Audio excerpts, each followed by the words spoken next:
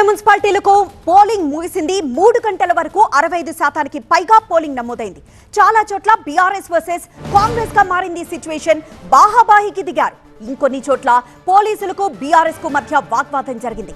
ఇక సంగారెడ్డిలో అయితే అనూహ్యంగా జగ్గారెడ్డి విశ్వరూపం చూపారు. కాంగ్రెస్ అభ్యర్థి గల్లా పట్టుకున్నాడని ఎస్ఐపై సీరియస్ అయ్యారు.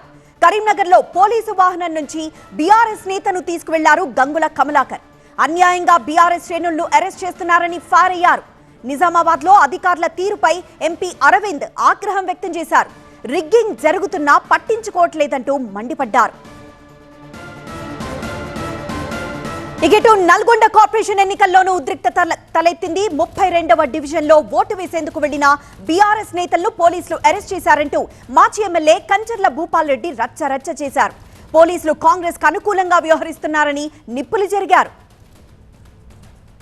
ఇటు ఉమ్మడి ఖమ్మం జిల్లాలోనూ పలు చోట్ల ఘర్షణలు చోటు చేసుకున్నాయి. ఏదులాపురం మున్సిపాలిటీ 26వ పోలింగ్ బూత్ దగ్గర కాంగ్రెస్ బీఆర్ఎస్ శ్రేణులు బాహాబాయికి దిగారు.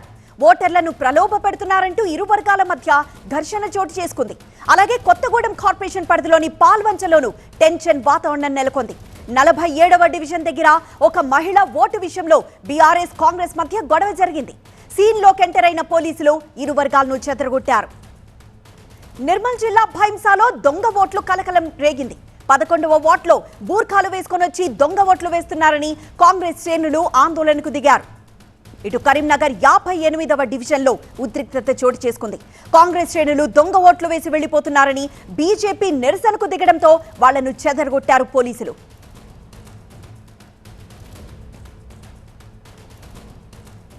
మా ప్రతినిధి ఎలేందర్ మరింత సమాచారం అందిస్తారు. ఎలేందర్, 5 గంటలకి పోలింగ్ ముగిసింది. మొత్తానికి పోలింగ్ ఎలా సాగింది? సరళి ఎలా ఉంది? మరోవైపు ఇటు ఈసీ ఏం చెప్తోంది? రైట్, 116 మున్సిపాలిటీలు 7 కార్పొరేషన్లకు సంబంధించి 5 గంటలకి పోలింగ్ కంప్లీట్ అయిపోయింది. ప్రస్తుతం లైన్లో ఉన్న వాళ్ళకి మాత్రం ఓటు వేసేందుకు అవకాశం కల్పించారు. ప్రస్తుతం మనం ఒకసారి వెబ్కాస్టింగ్ దగ్గర ఉన్నటువంటి కమాండ్ కంట్రోల్ దగ్గర చూడొచ్చు.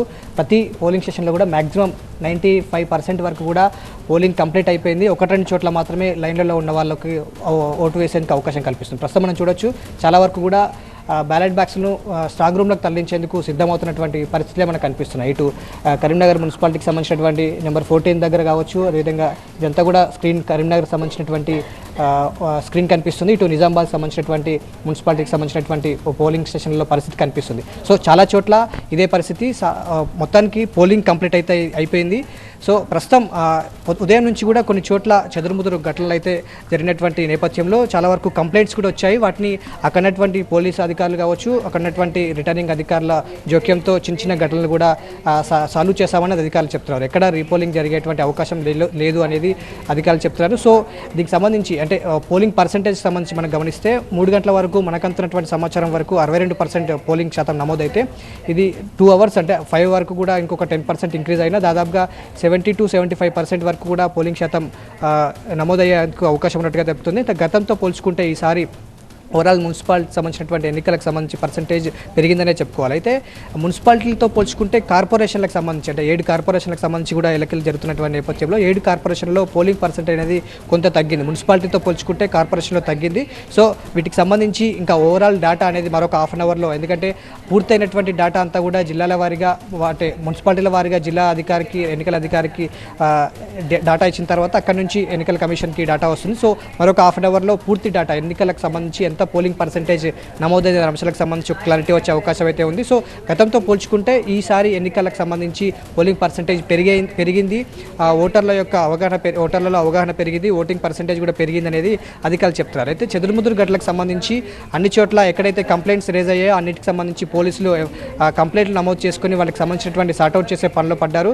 సో ఒక దగ్గర జగ్గారెడ్డి కావచ్చు, మరో దగ్గర గంగుల కమలాకర్కి సంబంధించినటువంటి నాయకుల కార్యకర్తలకు సంబంధించి పోలీసులు వాహనాలు తీసుకెళ్లడం కావచ్చు, ఈ దాదాపుగా కొన్ని చోట్ల డబుల్ పంచారని కొన్ని చోట్ల రిగ్గింగ్ జరిగింది అనేది పూర్తి స్థాయిలో ఎక్కడికక్కడ పోలీస్ అధికారులు ఇటు రిటర్నింగ్ సంబంధించినటువంటి ఎన్నికలకు సంబంధించినటువంటి రిటర్నింగ్ అధికారులు కూడా ఎక్కడికక్కడ సమస్యల్ని సాల్వ్ చేసే పనులు అయితే పడ్డారు. సో ఓవరాల్గా ఇప్పుడు పోలింగ్ అయితే ముగిసింది. మరొక అరగంట 40 నిమిషాల పాటు లైన్లలో ఉన్న వాళ్ళకి మాత్రం ఓటింగ్ వేసే అవకాశం అయితే కల్పించారు. ఎందుకంటే ఎవరైతే 5 గంటల వరకు క్యూ లైన్లో వచ్చి ఉన్నారో వాళ్ళకి అవకాశం కల్పించే అవకాశం ఉంటుంది ఓటింగ్ చేసేందుకు. ప్రస్తుతం మనకు అన్ని స్క్రీన్ ప్రస్తుతం నిజామాబాద్ చూస్తున్నాము, ఇటు కరీంనగర్ ఉంది, ఓవరాల్గా అటువైపు కూడా చాలా వరకు ఎస్ దీనికి సంబంధించినటువంటి పోలింగ్ పర్సెంటేజ్ సంబంధించినటువంటి అంటే ఓటింగ్ సంబంధించినటువంటి స్క్రీన్లు మనం చూడొచ్చు. చాలా చోట్ల కంప్లీట్ అయింది.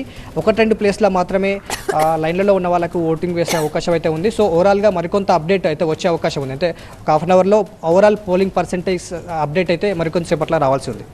ఎస్ ఎలేందర్.